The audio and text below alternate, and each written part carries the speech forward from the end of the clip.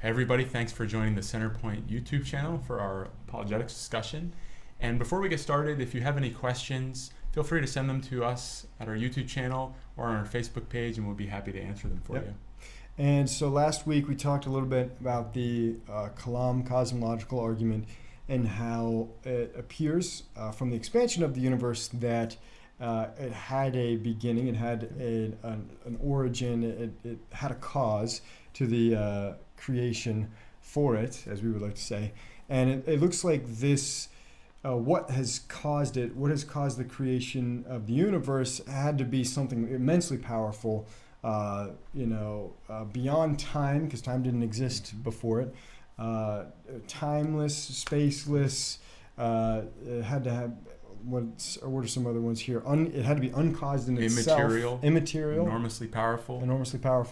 And so in that way, the Kalam kind of shows that it is reasonable to believe, God fulfills all those traits, so God could be the cause of the universe. Absolutely. And that's like we saw in that video, the first verse of the Bible. In the beginning, God created the heavens and the earth. Yeah. And today we're going to examine more evidence that points to God as the designer and creator of our universe. Before we do that, though, let's have a little story. All right. So let's imagine that you're driving in the woods and you end up at a cabin. And you arrive at this cabin, Vince. You open the door. Your favorite movie is playing. Lord of the Rings. Of course. is playing. And you smell something from the kitchen. You walk in the kitchen. Your favorite meal is in the kitchen. Yeah. And then you walk somewhere else and all your favorite books are there. Yeah. Or if you don't like to read, your favorite video games are there. Board games, whatever you enjoy. So, what would you conclude from that situation? Clearly someone's been here and knows has great tastes. Yeah. And or they know what I like and they've set it up for me. Yeah, it's as if somebody was preparing this or designed all this with your arrival in mind. Yeah. And that's what we're going to talk about today, is the fine-tuning of the universe, which is kind of that same concept as we talk about this. Think about that idea that the universe was made with life in mind. Mm-hmm. It's finely tuned for life. So when you say that the universe is fine-tuned, what does that mean that it's fine-tuned? Well, there's many examples of fine-tuning, but essentially there's many constants of physics or chemistry that if these values were different by even a little bit, the universe or life as we know it would not exist. Yeah, like we talked about last week, the expansion rate of the universe, or just the expansion of the universe. We didn't really talk about the rate of it, but this is what Stephen Hawking has to say about the rate of its expansion.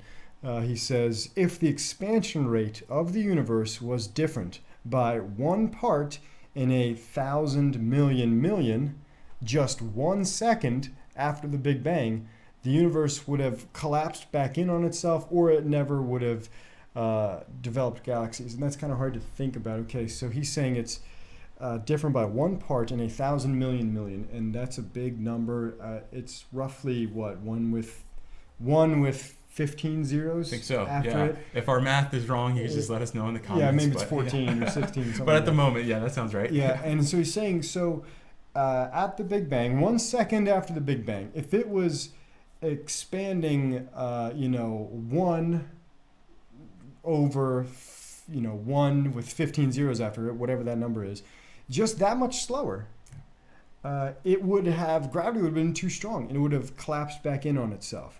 Or if it was that value just a little bit faster, then all the matter, the particles and everything that came from the Big Bang, obviously a galaxy didn't just come shooting out of the Big Bang, but all of the matter would have never coalesced back in itself. It would have been going too fast, expanding too fast, and gravity would not be strong enough to actually coalesce this matter to form, clouds and galaxies and all that kind of stuff. Stars. That's one of the examples of this fine-tuning that we're talking about. Another example is this. If the gravitational force, so this is what's responsible for bringing the matter together to form stars, were altered, and it's responsible for more than that, but for stars, was in our case would be really important, was altered more than 1 part in 10 to the 40th. That's 1 with 40 zeros after it. Even bigger number. Yeah, an even bigger number. Like I said, stars would not exist. And so our sun, which is a star, would not even be here. Gravity would just not be strong enough. Yeah, to bring all that matter together. Yeah. Okay. So is there any way we can kind of, that's just an absurd number. Yeah. How can I understand that number? Okay, so I think you had a pretty good example earlier. Yeah. About if we, let's say, stretched a tape measure across the whole universe. Yeah. Okay. And you had a bag of numbers, let's say, and you picked one out, and you said, Kyle, I'm thinking of a number here. I have a number here in my hand. You have a number here that is somewhere on this tape measure, right? The value is on this tape measure across the whole known universe. You need to guess that number. Yeah. Okay. But I'll give you a leeway. Oh, what is it? Of just 1 inch on this. A 1 inch leeway. I have the number here in my hand. You got a plus or minus 1 leeway on that. So. And that's what we're talking about. Just randomly guessing that number. Yeah. Within plus or minus 1 inch. Seems like an impossible feat to kind of do that. But that is essentially the value of the gravitational force. It is exactly the right number on this tape measure within that little value. Within that tolerance. Yeah, and any deviation outside of that tolerance, like we said, everything collapses to gravity is just too strong to form anything. The universe collapses in on itself, or it's just too weak and stuff. You don't have enough strength to actually form stars or anything. Yeah, that's right. So what are some other examples of fine-tuning? Yeah, there's a lot. But one would be if the strong nuclear force responsible for bringing particles together was different, then the laws of chemistry as we know it would be completely different. There would be no chemistry, actually. The charge of an electron would be another one. Maybe a less complicated example is this. If the Earth, let's say in our own solar system, were a little bit closer to the sun or a little bit farther away from the sun, we would either burn up or we would freeze to death. Where scientists would call the Goldilocks zone. And that's a little bit easier to understand because you're not dealing with massive amounts of numbers. Yeah, that's right. That's right. And the concept is, it's pretty obvious, right? Like Mercury it's really hard for life to form. Yeah, on Mercury. Mars is and Neptune is it's really hard for life to form there. And I've heard of that before, the Goldilocks. Yeah, and that's actually what people look for. Yeah, in habitable planets. Yep, we found a new planet, and they're trying to see is it in the Goldilocks zone? Is it in the Goldilocks zone? Yeah. So here's Here's another quote. Actually, 2 quotes here.